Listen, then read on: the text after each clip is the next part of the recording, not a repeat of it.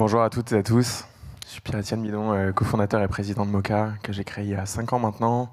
Je suis aussi papa de 3 enfants qui ont 3 ans et demi, 2 ans et demi et 1 an, et je suis triathlète.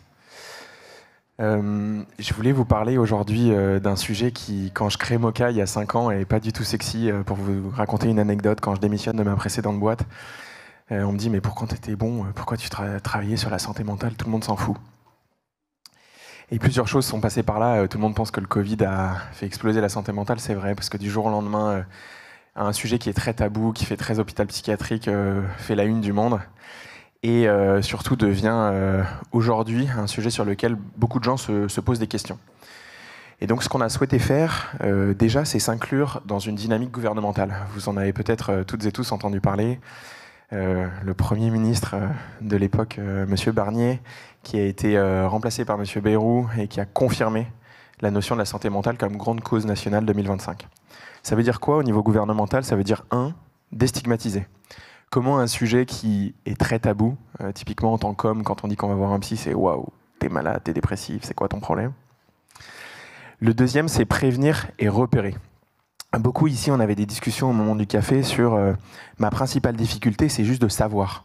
Que vous soyez une très grosse chaîne de retail, que vous soyez un organisme international ou encore une organisation publique, comment vous savez ce qui se passe à un endroit donné, dans un monde où toutes les thématiques de santé mentale deviennent de plus en plus multifactorielles. Valérie Decaux, tout à l'heure, me disait à la Poste, en fait, ce qui est dur pour nous, c'est que je vois plein de choses émotionnelles qui n'existaient pas avant, en fait. Troisième chose, c'est améliorer l'accès aux soins. Et quatrième, c'est accompagner. Ce qu'on a souhaité faire, c'est vous partager quelques infos, quelques données. C'est une matière qui est quand même assez instable, la santé mentale, c'est le cas de le dire. Ça représente 23 milliards d'euros chaque année et c'est devenu la première cause d'arrêt maladie longue durée. Très récemment, il y a une autre stat que vous devez toutes et tous avoir en tête, qui est extrêmement importante, c'est que c'est aussi la première cause d'arrêt maladie, ce qu'on appelle perlé. C'est-à-dire, je m'arrête un jour, je m'arrête 2 jours, ensuite 3 semaines après, je me réarrête 4 jours. Et contrairement aux arrêts maladie longue durée, sur lesquels toutes et tous, en tant que DRH ici, vous pouvez prendre des mesures pour maintenir l'organisation et limiter les coûts indirects, les arrêts perlés sont beaucoup plus compliqués à gérer parce que vous n'allez pas remplacer quelqu'un pour 2 jours. Ce qu'on a fait pour avoir encore plus d'informations sur cette matière qui est en évolution constante, c'est de s'allier avec l'IFOP et le GHU Paris. GHU, la marque n'est pas très connue, mais c'est quand même l'hôpital Sainte-Anne, donc qui est le leader en Europe sur tous les sujets de neurosciences, de santé mentale. 1 sur 3. C'est pour ça qu'on a titré la conférence « Est-ce que le monde du travail est une terre hostile ?» Aujourd'hui, il y a un collaborateur sur 3 qui nous dit qu'il a déjà été victime sur l'année précédente de violences verbales ou morales au travail. La violence, c'est pas juste, je t'ai dit un truc qui allait pas, c'est vraiment quelque chose qui a touché ton intégrité. Vous voyez quelques stats ici qu'on a fait aussi avec ces 2 organismes. Le premier, c'est 36% des salariés ont déjà été arrêtés plusieurs jours en raison de leur santé mentale. Donc la notion d'absentéisme, elle est importante. Vous avez sûrement toutes et tous une conviction très forte sur l'humain. Je pense que si vous faites ce métier aujourd'hui, c'est que vous avez décidé aussi de vous mettre au service, entre guillemets, de l'accompagnement de la personne dans le cadre de l'entreprise. Pourtant, parfois, vous avez une difficulté qui est, quand j'arrive au COMEX et que je présente avec plein de volonté du monde le fait qu'on va prendre soin de la santé mentale de nos collaborateurs, de leur bien-être, etc. On a parfois un directeur financier ou une directrice financière qui lève la main et qui dit « wow, ça veut dire quoi? Combien on gagne? C'est quoi le ROI ?» Aujourd'hui, la majorité des 300 entreprises, quasiment 350 entreprises qu'on accompagne dans 17 pays, ont une ligne dédiée dans leur PNL sur l'absentéisme. C'est-à-dire qu'ils sont capables de mettre un chiffre financier derrière. La deuxième chose qu'on va regarder, c'est le turnover, les démissions. 20% des salariés jeunes de moins de 35 ans, on aurait peut-être pu pousser un peu la barrière du jeune, parce que certains vont se sentir visés dans la salle.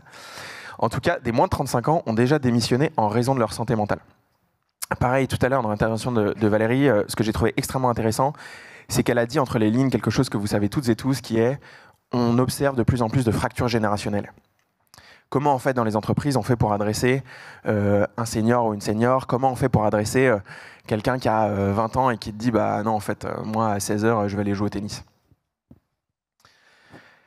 Et 47%, on vient aussi travailler sur le désengagement. C'est quelque chose qui est extrêmement important. On a déjà été amené à travailler moins ou moins bien du fait de leur santé mentale. On voulait vous mettre ces chiffres en tête. Maintenant, une définition. J'aimerais bien que vous repartiez aussi avec autre chose. Quand je parle de santé mentale, très souvent on dit « waouh, ça veut dire hôpital psychiatrique, ça veut dire fou, ça veut dire je vais pas bien ». Quand vous regardez la définition, c'est pas nous qui l'avons inventée, hein, c'est l'OMS.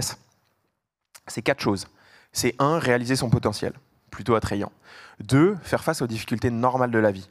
Pareil, quand vous faites challenger en interne en disant « non, mais nous, on n'a pas de problème en fait, tout va bien, on n'a pas de burn-out, on n'a pas d'absentéisme ». La santé mentale, c'est pas que ça. On a toutes et tous dans nos vies des sujets de deuil, des sujets de divorce, des sujets de problématiques avec des enfants, des sujets de « je deviens manager, comment je gagne confiance en moi ». Là, on arrive à quelque chose qui est intéressant et dont on parle aujourd'hui, travailler avec succès. Et la dernière, c'est la partie communauté. Ça peut être une association, une famille, ou les collègues avec l'aspect communautaire. Gardez cette définition en tête parce que très souvent, quand on parle de santé mentale, c'est « waouh, santé mentale, ça nous fait peur, est-ce qu'on utilise bien-être, qu'est-ce qu'on va utiliser ?» Notre chiffre, 9 sur 10.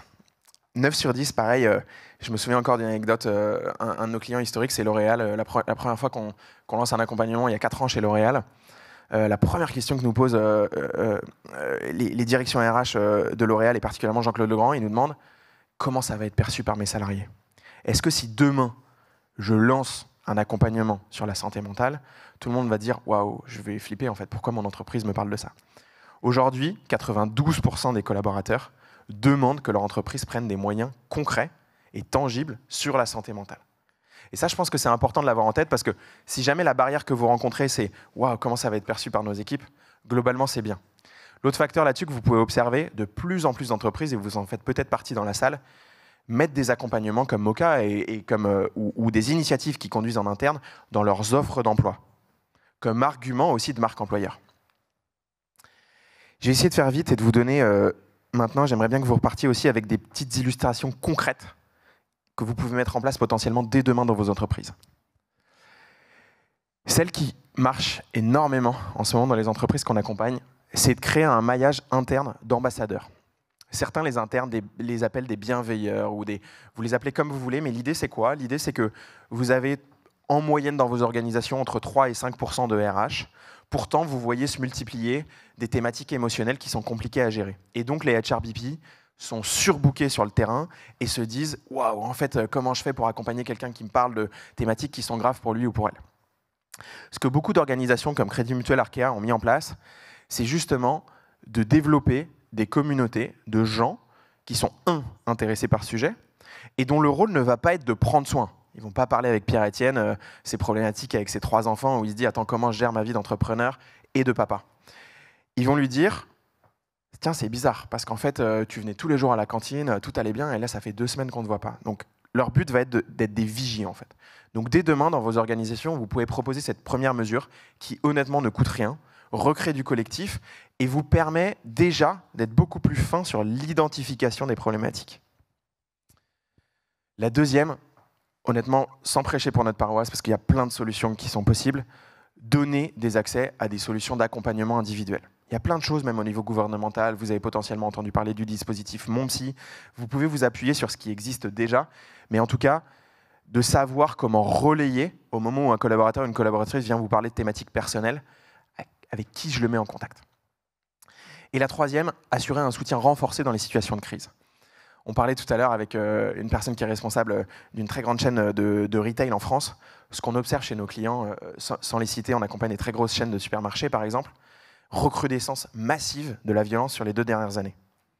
Et ça, à la fois pour reconvaincre la directrice financière de tout à l'heure, vous savez exactement combien ça vous coûte d'avoir une situation d'absentéisme en boutique.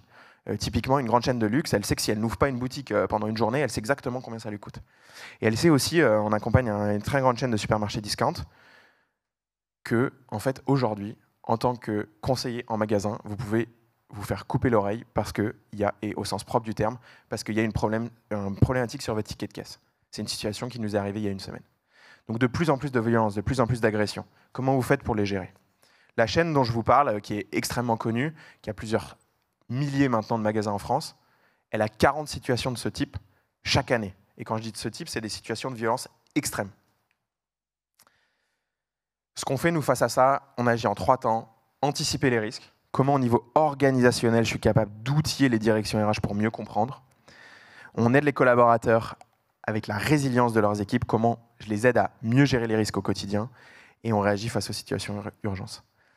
Si vous voulez télécharger la grande enquête avec tous les chiffres que je vous ai donnés, elle est là, n'hésitez pas à la partager. Beaucoup de data maintenant sont extrêmement intéressantes et je vous remercie et je vous souhaite une très bonne suite de journée.